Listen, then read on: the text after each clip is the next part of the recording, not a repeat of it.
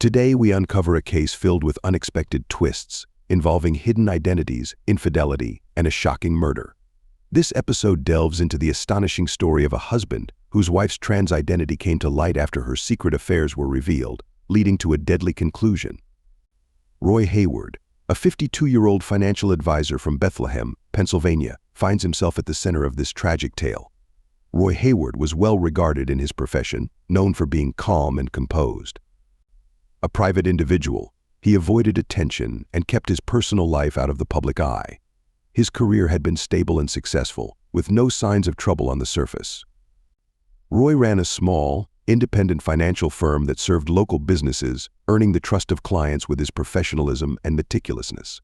However, beneath the surface of his professional success, Roy's personal life was far more complicated than anyone knew. In 2009, Roy met Rachel, a freelance graphic designer, at a local art gallery event in Philadelphia through mutual friends. Roy was immediately drawn to Rachel's quiet charm and creativity, while Rachel admired Roy's steady and dependable nature. They married a year later in a modest ceremony at a small bed and breakfast in the Poconos. On the surface, their relationship seemed solid, but behind closed doors, it was a different story.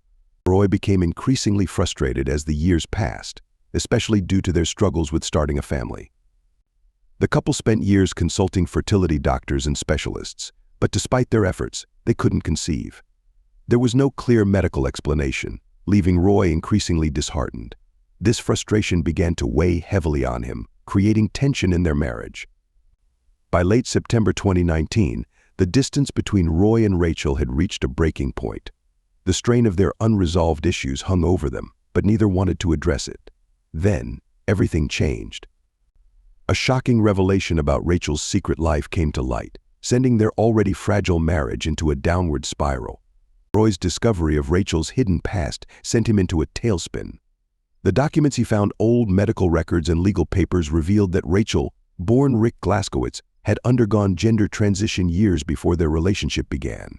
Stunned and blindsided, Roy realized that Rachel had kept this part of her life hidden from him for the entirety of their marriage. The revelation left him questioning everything he thought he knew about his wife and their life together. The discovery shattered Roy's world. The documents, including court orders and medical records from Rachel's transition, revealed the reason they had never been able to have children, a secret Rachel had kept from him for years. Feeling betrayed, Roy was overcome with a mix of anger, confusion, and grief, as his hopes for a family and the trust he had in his wife crumbled. Feeling deeply hurt and betrayed, Roy's anger festered until he could no longer contain it. Instead of addressing Rachel's secret in a private conversation, he decided to confront her in a more public setting. During a family gathering in mid-October, he revealed Rachel's past, exposing her transgender identity to their friends and relatives. The fallout was immediate and chaotic, leaving Rachel humiliated and devastated as the truth unfolded before their loved ones. As Roy announced to their friends and family that Rachel had been born male, the atmosphere shifted dramatically. The air was thick with disbelief and tension as Rachel stood frozen, her face pale and eyes wide with humiliation. The accusations cut deep, and the once celebratory gathering turned into a scene of chaos and distress. This public revelation not only shattered Rachel's dignity but also marked the beginning of the end for their marriage, paving the way for a series of tragic events that were soon to unfold. On the morning of October 25, 2019, the peaceful routine of Bethlehem was shattered when the body of Roy Hayward was found in the office of his home. It was a Friday, just after 9 a.m., when Eric Hanley, Roy's business partner and close friend, decided to check on him. Eric had become worried after Roy failed to show up for an important meeting, a rarity for someone known for his punctuality and dedication. As Eric entered the house, he sensed something was wrong, leading him to the office, where the grim discovery awaited him. Eric unlocked the door with a spare key Roy had entrusted to him for emergencies. The moment he stepped inside the office, a wave of confusion and dread washed over him. The room was in disarray, papers scattered across the floor, and furniture overturned. It was clear something violent had taken place, and his heart raced as he called out for Roy, hoping for a response that never came. The unsettling silence heightened his anxiety as he moved further into the room, his instincts urging him to leave and call for help. Furniture lay overturned, a large glass vase shattered on the floor, and bloodstains smeared the walls. In the center of the chaos sat Roy, lifeless in his office chair. He had been strangled with an electrical cord, his face bruised and marked with evidence of a fierce struggle against his assailant. The gruesome scene painted a clear picture of violence and desperation, leaving Eric in shock as he dialed 911, knowing that everything had changed forever. A few feet away, Roy's wedding ring lay neatly on his desk, almost as if it had been placed there intentionally. Eric was momentarily frozen, unable to fully grasp the horrifying scene before him. After a few seconds, he broke free from his shock and quickly dialed 911, his hands shaking as he reported the gruesome discovery. His voice trembled with urgency as he recounted the horrific scene to the dispatcher. Within minutes, emergency responders arrived, turning the once quiet suburban street into a flurry of flashing lights and crime scene tape. Eric, still visibly shaken, stood outside, watching as police and paramedics rushed into the house, their expressions grim as they began their investigation. The police quickly cordoned off the area, securing the crime scene. Paramedics confirmed that Roy was dead, prompting detectives to launch an investigation. Upon arriving, it was evident to the police that this was not a random act of violence. The chaotic scene suggested a struggle, indicating a deeply personal motive behind the attack. The crime scene was horrifying, and the personal nature of the attack indicated that the killer had a close connection to Roy. Sergeant Bill Richards, the lead investigator, immediately organized his team to gather evidence.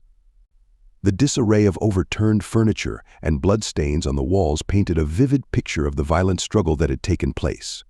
Roy had clearly fought for his life, but ultimately the killer overpowered him and used the cord from a desk lamp to strangle him. The electrical cord was a key piece of evidence, carefully bagged and sent for forensic analysis. Investigators believed the use of the cord, an object within immediate reach, highlighted the impulsive and heated nature of the attack. The scene showed signs of personal rage, not just premeditated murder. Detectives knew that the attacker likely had a deep connection to Roy, making the betrayal even more profound. Blood samples were collected from the walls, furniture, and Roy's clothing for lab analysis. Fingerprints were lifted from various surfaces throughout the office, although it was too early to determine if any matched the killer. The presence of Roy's wedding ring, neatly placed on the desk, raised eyebrows among investigators. It seemed almost staged, hinting at a deeper level of manipulation. This detail suggested that the crime scene might have been deliberately altered to convey a specific narrative or to distance the killer from the act, further complicating the investigation into this shocking murder. Recognizing the case's complexity, Sergeant Richards decided to bring in outside expertise. He called in Dr. Catherine Chua, a seasoned criminal profiler from Philadelphia, known for her sharp analytical skills and ability to decipher the psychological underpinnings of violent crimes. With years of experience working with the Philadelphia Police Department, Chua had developed a reputation for reading the subtle, often hidden psychological elements that could reveal a suspect's motive or state of mind. Her insights would prove invaluable in unraveling the layers of this brutal and personal attack. When Dr. Chua arrived that afternoon, she meticulously examined the chaotic office. She quickly noted the brutality of the attack and the deliberate placement of Roy's wedding ring, which struck her as an emotional gesture. The level of violence, combined with the staging, led Chua to believe that the killer had a deep, personal connection to Roy. This wasn't a random murder. It was fueled by strong emotions like anger, betrayal, or revenge. The investigation would now focus on Roy's close relationships, as Chua emphasized the likelihood that someone in his inner circle was responsible. Dr. Chua's observation that this murder wasn't just a killing but a message shifted the investigation's focus. The staged wedding ring and the violent struggle suggested the crime was deeply personal, driven by betrayal or revenge. Her insights propelled the investigation in a new direction, prompting detectives to dig deeper into Roy's closest relationships, looking for anyone with a motive to not just harm him, but to make a statement with his death.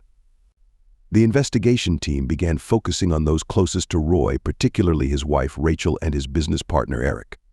Advanced forensic techniques, including luminal testing to detect hidden blood evidence and DNA analysis of hair and fibers found at the scene, were employed.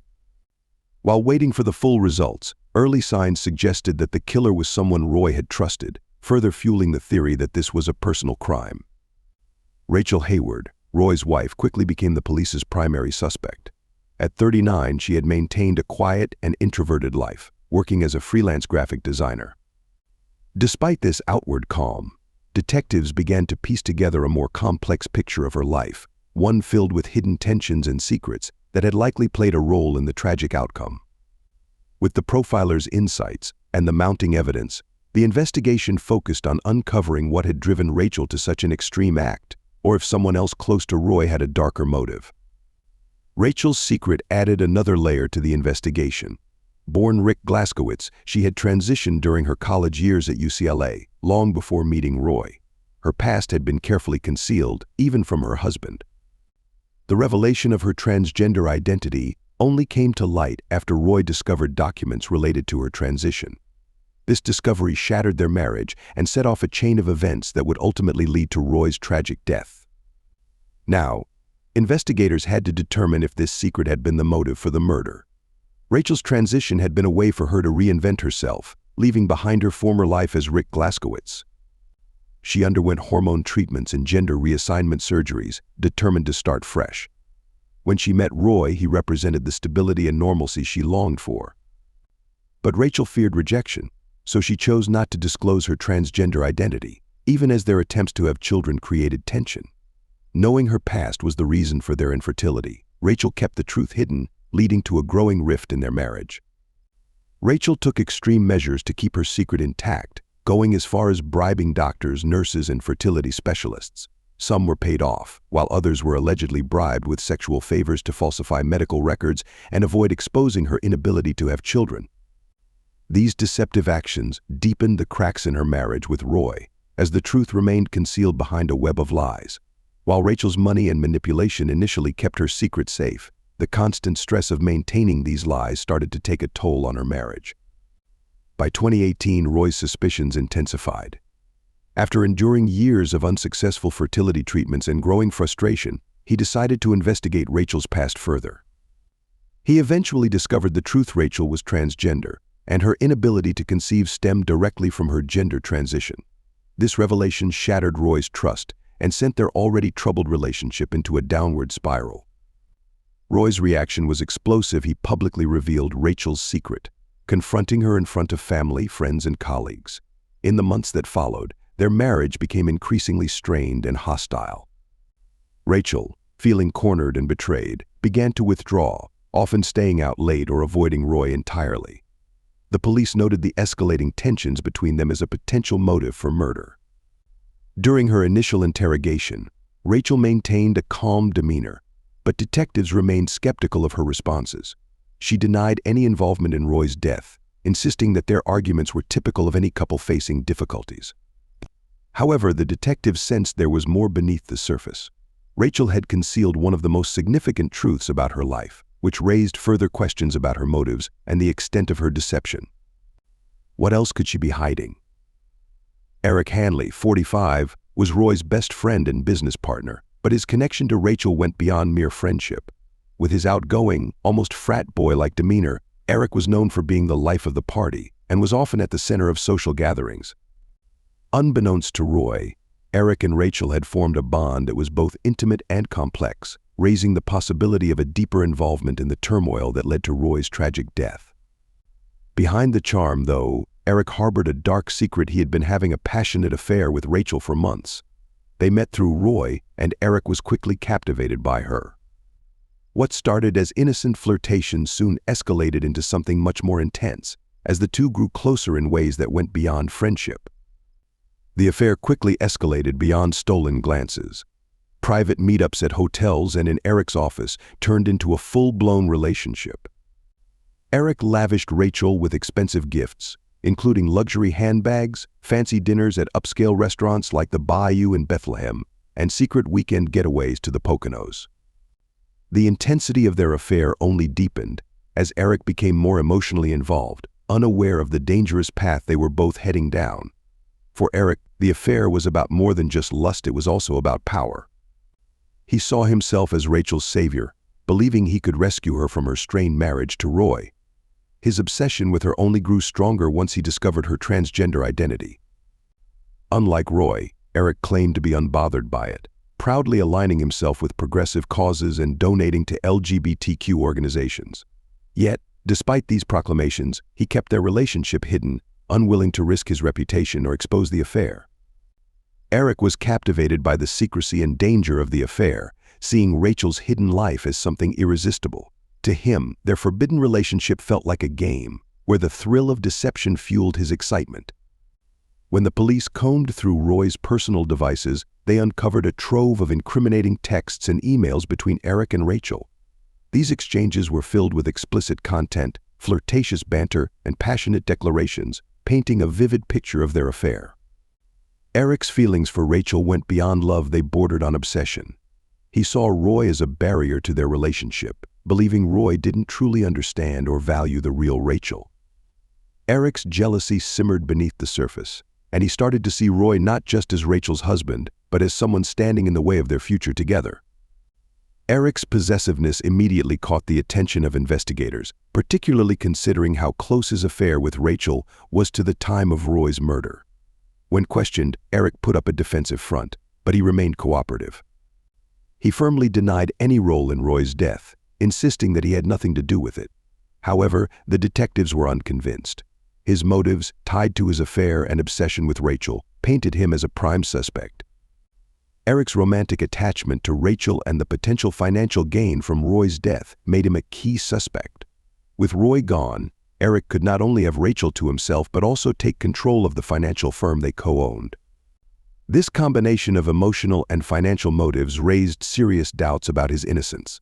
Despite his claims, the police remained highly skeptical of Eric's story, suspecting that his desire for both Rachel and power might have driven him to murder. On that November morning, investigators uncovered a crucial piece of evidence that would turn the case around. After days of poring over phone records, surveillance footage, and witness statements, a breakthrough finally came. Eric Hanley's alibi for the night of Roy's murder began to crumble when investigators found inconsistencies in his story. His phone had pinged near Roy's home around the time of the murder, contradicting his claim of being across town at a business meeting. This new information led detectives to believe that Eric had been much closer to the scene than he had let on, pushing him further into the spotlight as a prime suspect in Roy's murder. The burner phone, weathered from exposure but still functional, became a crucial piece of evidence. Investigators immediately sent it to the lab for analysis, hoping to uncover any information that could link it to the murder. Upon further inspection, they found a series of encrypted text messages exchanged between the burner phone and an unknown number. The messages were short but incriminating, detailing plans to take care of things and references to Roy, indicating a coordinated effort. As detectives dug deeper, the trail led back to someone within Roy's inner circle, raising even more suspicion around Eric and Rachel. Rachel Hayward had also been having a secret relationship with Lauren Cartwright. The discovery of these explicit messages painted a more complicated picture of Rachel's personal life. Lauren, who had initially seemed uninvolved, was now a key figure in the investigation. The messages between Rachel and Lauren detailed not only their physical relationship but also conversations about Roy. In one exchange, Lauren expressed frustration with Rachel's reluctance to leave Roy, suggesting that his presence was holding Rachel back. Investigators now had two potential suspects, Eric and Lauren, both of whom had strong emotional ties to Rachel and possible motives for wanting Roy out of the picture. Rachel was also in a relationship with Lauren. The messages exchanged between them were explicit and revealed the nature of their connection. Investigators were taken aback to learn that Lauren had been the one to uncover Rachel's transgender identity. He had leveraged that information to undermine Roy and Rachel's marriage by sending anonymous messages to Roy that revealed Rachel's past. Lauren had gone to great lengths to unearth Rachel's secret, conducting online searches and even hiring a private investigator. This led her to discover records of Rachel's transition from her college days in Los Angeles. Hoping to create a rift between Roy and Rachel, Lauren sent the messages to Roy, anticipating that their marriage would crumble under the weight of the truth. The police soon realized that the love triangle involving Rachel, Eric, and Lauren was far more complicated than they had first assumed. While the tension between Rachel and Roy had undoubtedly intensified after the revelation of her secret, the emergence of a third party added a new layer of intrigue to the case. Investigators now faced the task of determining whether Lauren, armed with her intimate knowledge of Rachel's life, had a larger role in Roy's murder. The discovery of the burner phone also prompted questions about Rachel's own involvement. Was she collaborating with Eric and Lauren, or had she been a pawn in their game? As the investigation advanced, the police became more suspicious of Rachel's potential complicity in the crime. Lauren's manipulation of Rachel's past and her obsessive desire to ruin Roy's marriage prompted investigators to consider whether she had played a direct or indirect role in his death. By November 2019, as the inquiry progressed, police began focusing on Lauren Cartwright. At 32, Lauren was a successful real estate agent known for her tenacity in achieving her goals, often bending the rules to get what she wanted. Her relationship with Rachel Hayward went beyond a professional connection. It was characterized by obsession and sexual attraction. Lauren had uncovered Rachel's hidden past and exploited that knowledge to undermine the stability of Roy and Rachel's marriage. But was Lauren's involvement merely one of manipulation, or did it run deeper? As investigators delved into her background, they uncovered unsettling details that painted a much darker picture. Psychologists who evaluated Lauren noted concerning traits, with one expert even suggesting that she could be a psychopath. Her knack for manipulation and charm, paired with a hidden agenda, raised serious concerns among investigators. What shocked the detectives even more were the unsettling rumors about Lauren's childhood, particularly the whispers surrounding the mysterious death of her mother when Lauren was just 9 years old. The case had remained unsolved, but neighbors recalled a young Lauren at the center of an investigation surrounding her mother's death.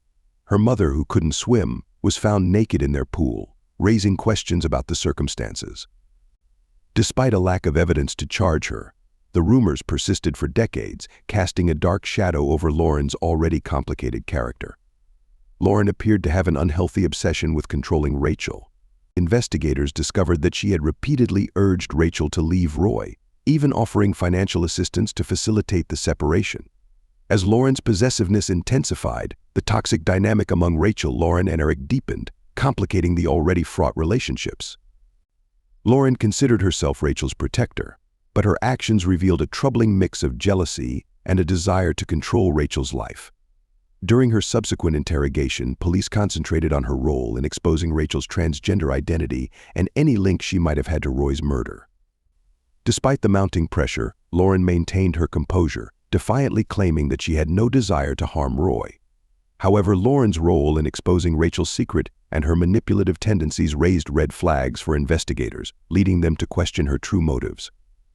With the psychological profiles of both Rachel and Lauren revealing escalating control and manipulation, the case began to unravel, inching closer to the truth behind Roy's murder. As the investigation intensified in November 2019, police uncovered a chilling new layer to the crime, revealing the complex web of relationships and betrayals that surrounded Roy Hayward's death. Rachel had transformed her toxic love triangle into a deadly contest. She cunningly played both Eric Hanley and Lauren Cartwright against each other, creating a twisted game where the first to eliminate Roy would earn Rachel's unwavering love and loyalty. This dangerous manipulation turned her relationships into a high-stakes battle for affection, blurring the lines between love and obsession. Rachel, skilled in the art of charm and manipulation, orchestrated this deadly competition with chilling precision. She convinced both Eric and Lauren that eliminating Roy was the only path to their happiness together. Investigators noted how Rachel played on their emotions, cleverly sowing seeds of doubt about who held her heart more dearly. By fostering jealousy and insecurity, she intensified the rivalry between them, effectively turning her love life into a treacherous game where only one could emerge victorious. In truth, Rachel reveled in the chaos, delighting in the way Eric and Lauren competed for her affection. She thrived on their rivalry, fully aware that their desperation to win her over could spiral into violence. Through clandestine conversations and carefully crafted messages, Rachel fueled the flames of their obsession, suggesting that the one who acted first would earn her unwavering loyalty. She portrayed Roy as an obstacle to their happiness, framing his murder as a distorted path to freedom and fulfillment. Rachel's manipulation ran so deep that neither Eric nor Lauren grasped the full extent of how they were being exploited. It was Eric who ultimately took action based on Rachel's insinuations. On the night of Roy's murder, he arrived at the Hayward home, pretending it was for a business meeting. As he stepped through the door, the atmosphere was charged with tension and deceit, with Rachel's influence hanging heavily in the air. Rachel had orchestrated everything to ensure Roy would be alone in his home office, creating the perfect scenario for Eric to act. As Eric stepped into the room, a violent struggle broke out. Roy fought fiercely, refusing to back down, but Eric, fueled by an overwhelming need to demonstrate his love for Rachel, ultimately overpowered him. The confrontation turned deadly, marking the tragic culmination of Rachel's twisted game. Eric seized an electrical cord and strangled Roy, leaving behind a chaotic crime scene marked by overturned furniture and blood splattered across the walls. Rachel had not only orchestrated the murder but also staged the aftermath, placing Roy's wedding ring neatly on the desk, a stark symbol of the end of their relationship. Once the police unraveled the dark dynamics of this deadly competition, they realized they had sufficient evidence to make an arrest. On November 15, 2019, Eric Hanley was arrested at his home. He appeared stunned, as if the weight of his actions hadn't fully hit him until that very moment.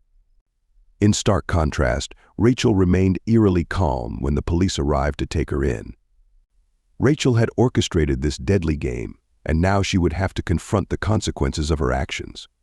The Hayward family was left devastated by the shocking revelations, expressing their anger and disbelief at Rachel's manipulation and Eric's betrayal. Roy's sister described the entire situation as a nightmare, mourning the tragic end of a life shattered by secrets and lies. In a surprising twist, Rachel Hayward enjoyed nearly 2 years of freedom before her trial commenced in November 2022. Following her arrest in 2019, Rachel's legal team initiated a series of appeals, asserting that she was a victim of discrimination due to her gender identity. Their defense centered on allegations of bias in the investigation, claiming that she had been unfairly targeted because of her transgender status. These legal maneuvers postponed the trial for several months, allowing Rachel to remain free on bail while she lived quietly on the outskirts of Bethlehem, Pennsylvania, during this period. The trial quickly became a media sensation, attracting attention not just for its shocking details but also for the broader discussions it sparked around gender identity and discrimination.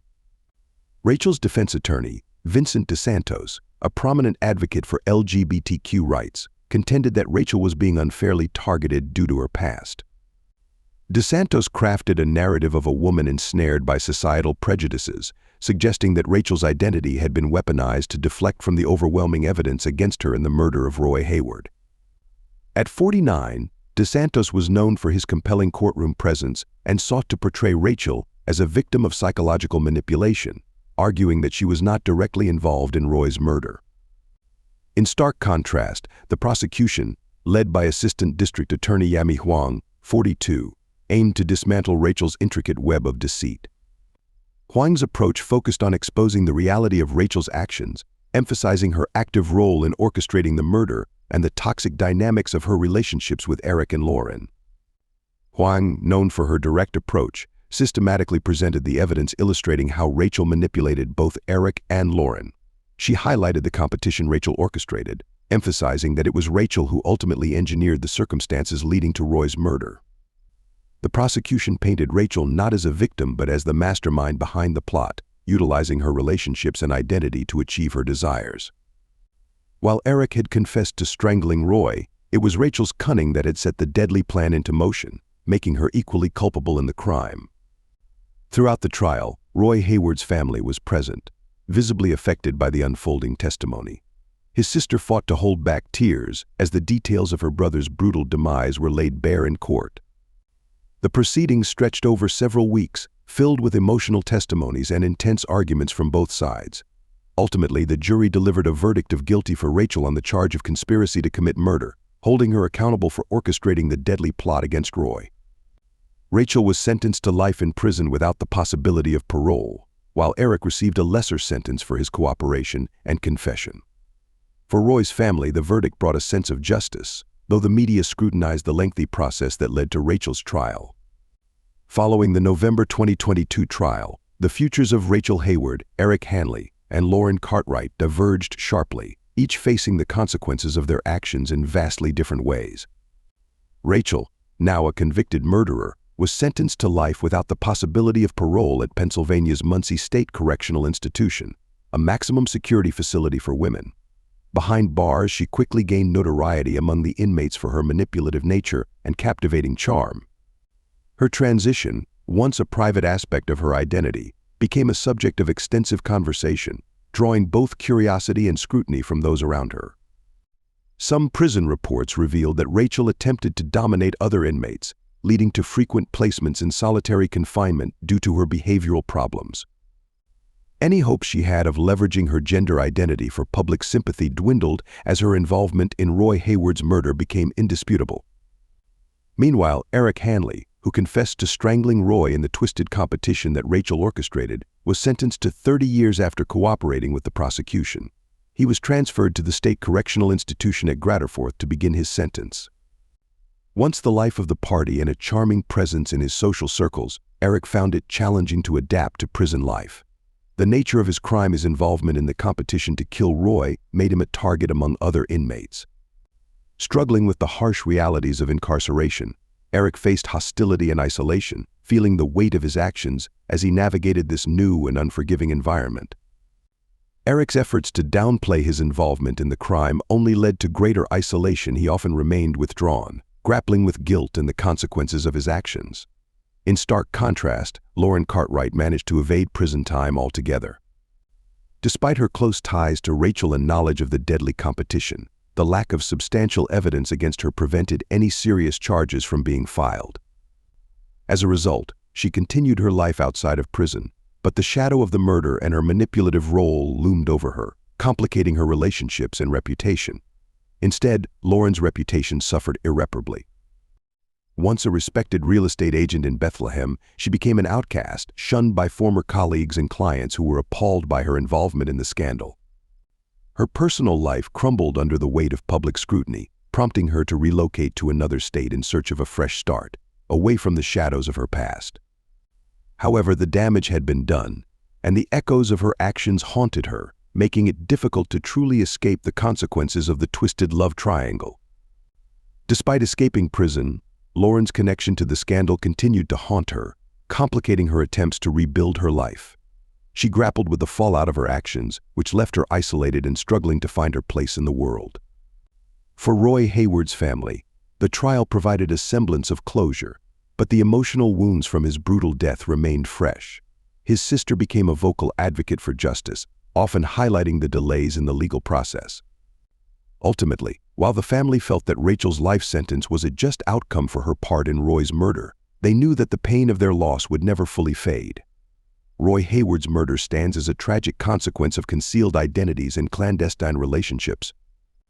The revelation of Rachel's true self and the violent fallout from her hidden life serve as a chilling reminder of the lengths individuals will go to in order to protect their secrets. This case underscores the dangers that can arise when personal truths remain buried and the impact such revelations can have on relationships, trust, and ultimately, life itself.